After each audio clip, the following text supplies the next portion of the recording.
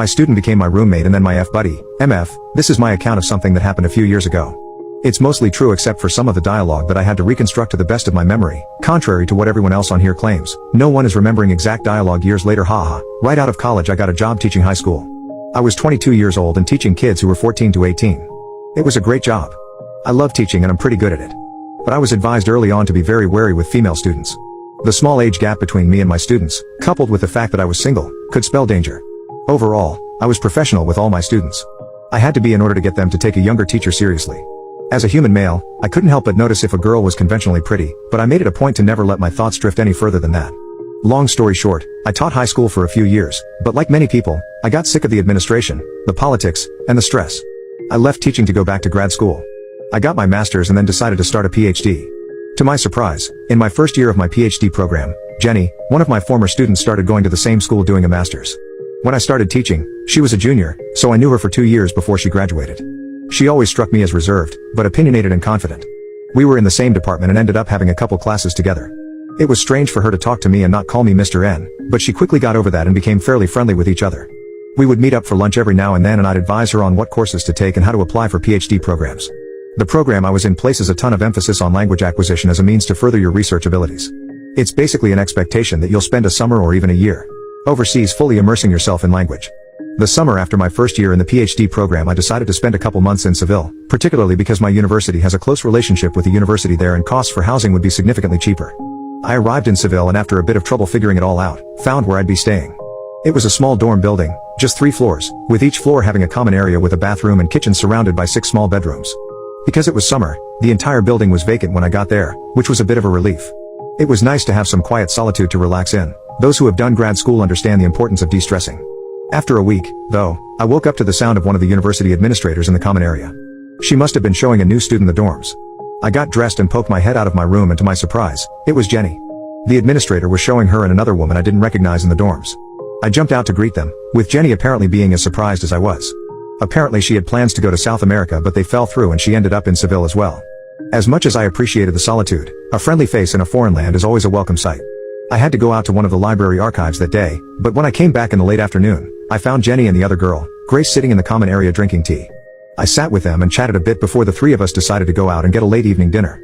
While we were walking, Jenny began to joke about the 2 of them ruining the privacy I had for the previous week. I guess you have to stop bringing women back to the dorm room every night now that you're not alone, she said with a teasing smile. That joke caught me off guard. Although we'd gotten to be pretty good friends over the course of the past year, our conversations never veered away from academia and research. Yeah, you know me, a different girl every night, I joked back. Again, for those who have done grad school, you understand how the vast majority of us spend more time with books than we do with intimate partners. She didn't say anything else about it, but her broaching the topic stayed in my mind for a bit. I hadn't met anyone and certainly hadn't brought anyone back to the dorm in the week I've been here, but I had masturbated in the privacy of my room, and now I just have to be a bit more discreet about it. After the 3 of us ate and spent some time walking around the city center, we headed back to the dorm building. I changed into my pajama pants and undershirt to sleep in and headed out of my room to use the bathroom. Grace's door was closed, but Jenny was in the kitchen filling up a cup of water. She was wearing short cotton shorts and a tank top. To be honest, I'd never really thought of her sexually, but the sight in front of me was not unwelcome. I think she must have noticed my eyes wandering just a bit because she caught my eye and we both shared an awkward smile as I scooted past her on the way to the bathroom. The next morning I woke up to a message on the new group chat the 3 of us had made the night before to ease communication. Grace messaged to let us know that she headed out early to meet a friend of hers who lived nearby. I groggily rolled out of bed and went to the bathroom. By the time I was out, I saw Jenny in the kitchen making some coffee. She offered to make me some and I gladly accepted. We sat across from each other in the common area as we chatted. She was in the same tank top and shorts from last night, with her hair up in a ponytail. So what are your plans for today? She asked. Well, I was going to bring a ton of women back to the dorm like I've been doing daily, but now that you guys are here, that's off the table, I replied sarcastically. She laughed heartily. I know you're joking, but I also wouldn't even be surprised. I laughed it off and ignored what she was implying.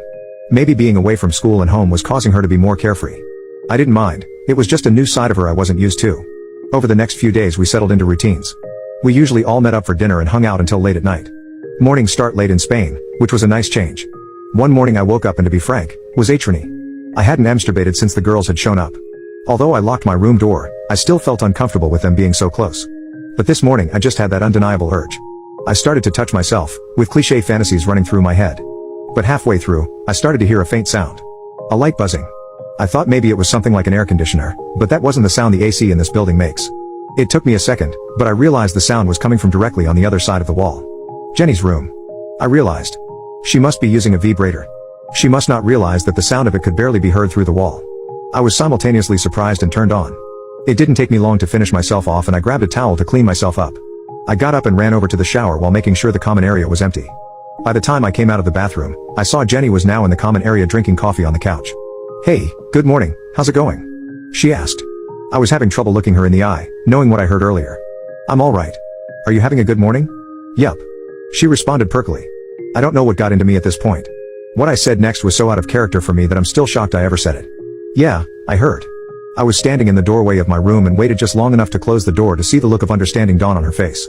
I was freaked out that I had been inappropriate or creepy, so I waited in my room until I could tell she had left for the day. Part of me was proud for being bold in response to the teasing she had doled out earlier, and part of me was worried I was being a creepy older man.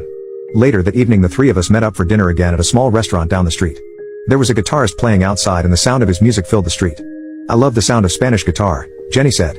"I'm sure you'd still be able to hear from the dorm, especially with how thin the walls apparently are," Grace replied with a smirk. Jenny shot her an embarrassed look and slapped her shoulder. "Okay." Apparently she had told Grace about what happened this morning. Grace simply laughed at her. "Oh, relax, it's normal." She turned to me. "If you ever hear any sounds from my room, just do your best to ignore it." Jenny and I broke out into laughter. Grace was more outgoing than either of us are, so it was nice to have someone break the ice and ease the tension I was worried about. When we got back to the dorms, it was late and we each headed straight to our rooms. I laid in bed, unable to sleep. I was undeniably turned on. I can't pretend like the two women I was sharing this space with weren't both SI.